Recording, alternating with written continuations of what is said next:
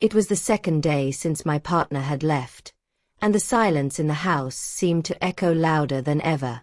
It was then that my neighbor, Ethan, came to see me. From afar, I heard a soft, almost timid knock on the front door. I was in the kitchen, taking care of some rice that was slowly cooking on the stove, and I didn't even realize that my breasts were uncovered. When I opened the door, there he was, with a relaxed smile that seemed to turn on a light on that gray day. His gaze was calm, but there was something in it that touched my soul, as if he knew exactly what I was feeling. I gave him a respectful hug, feeling the closeness in the space between us, and invited him in.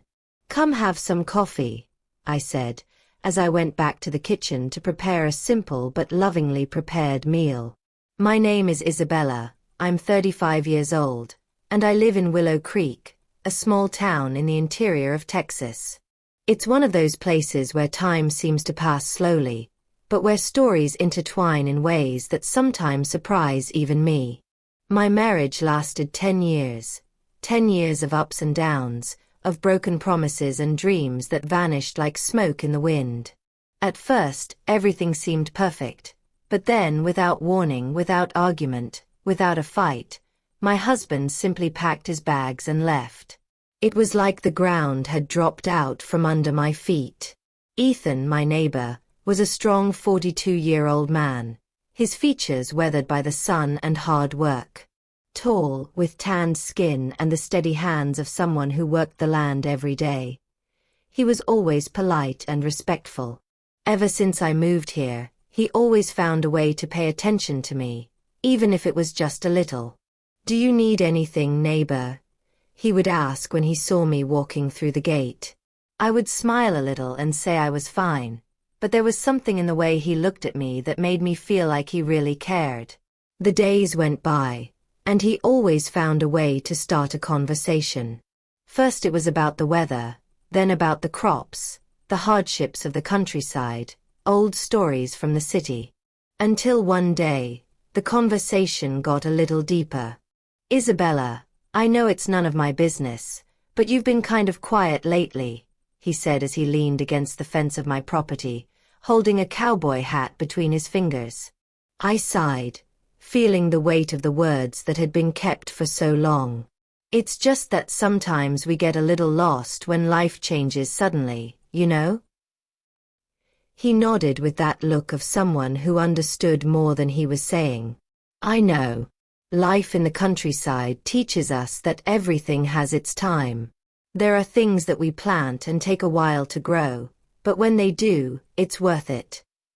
That sentence echoed in my mind for days. There was a truth in it that I couldn't ignore.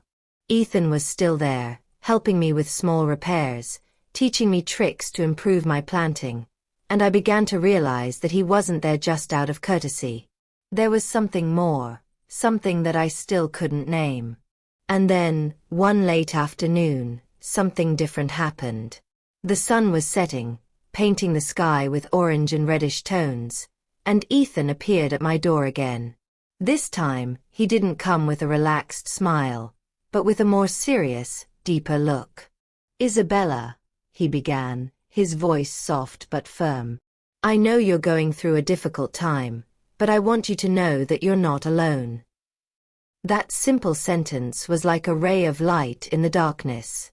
I looked at him, feeling my heart beat faster, and I realized that, perhaps, life still had something good in store for me. Ethan wasn't just a neighbor, he was someone who was there, patiently, waiting for the right moment to show that, sometimes, love can grow where we least expect it. And at that moment, I felt something was starting to change. I was on the porch drinking coffee when I saw Ethan approaching with a bag of corn on his shoulder.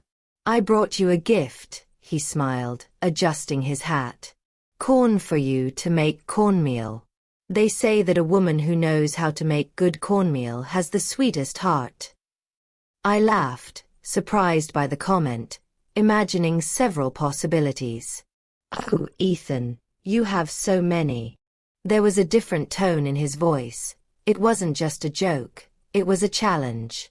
A few weeks went by, and my husband left that night without telling me anything, just leaving a note with some money on the table and saying that every month he would give me a little money and that I could keep the house. The next morning, I got up without rushing, without a watch, without having to make coffee for anyone but myself. I was still wearing a soft, light cotton dress with thin straps.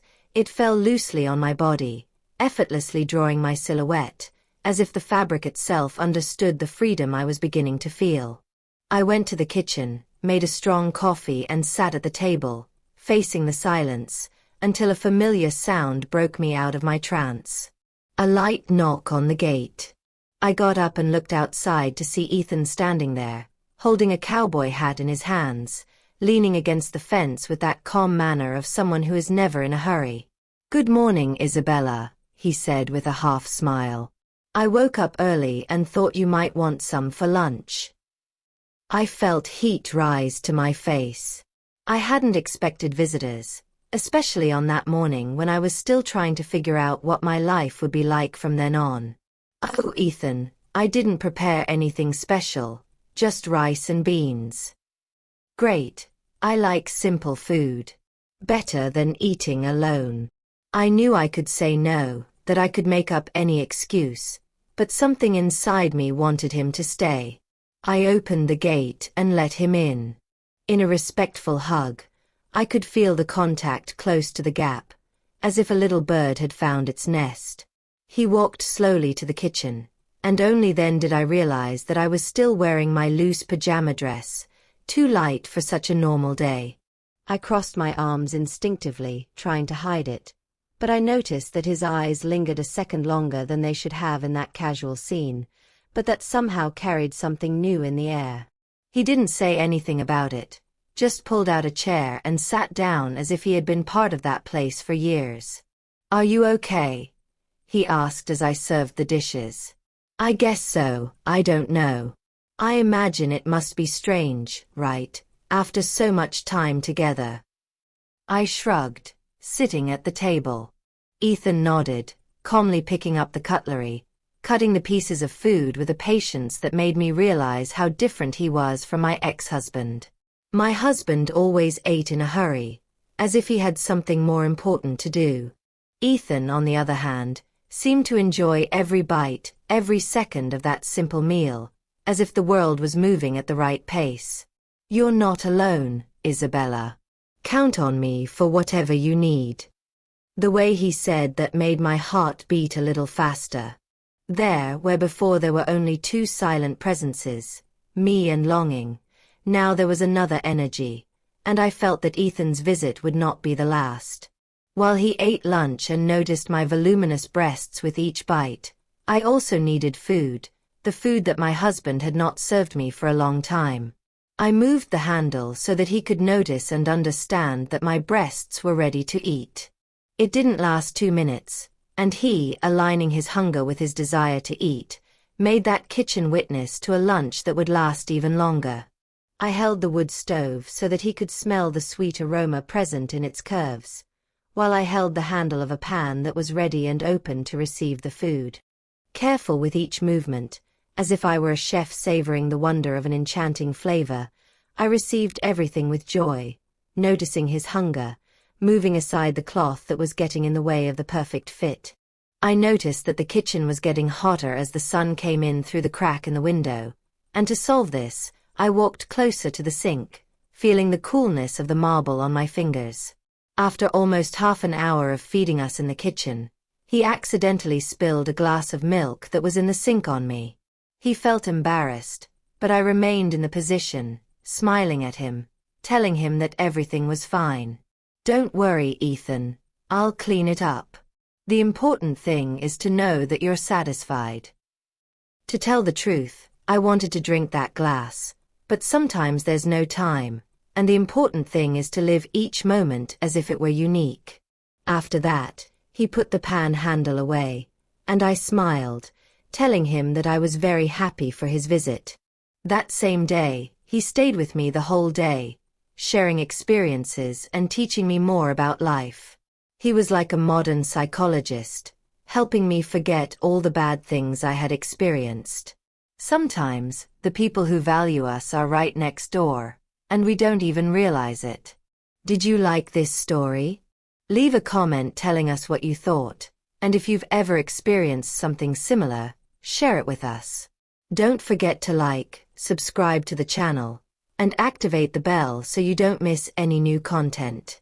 Here, we always bring life stories, reflections, and real experiences, all with great sincerity. Thank you for watching until the end and for being part of this journey. See you in the next video.